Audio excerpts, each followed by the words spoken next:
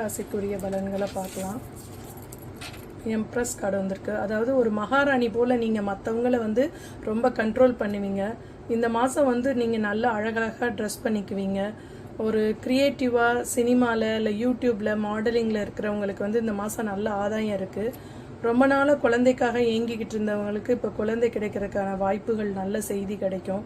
குழந்தை கன்ஃபார்ம் ஆகும். சிலருக்கு பெண் குழந்தை கிடைக்கக்கூடிய வாய்ப்பு இருக்குது. தண்ணீரின் பக்கத்தில் உள்ள, அதாவது ஆறு, குளம், கடல் அந்த மாதிரி பக்கத்தில் இருக்கிற ஒரு அம்மன் கோவிலுக்கு போயிட்டு வாங்க.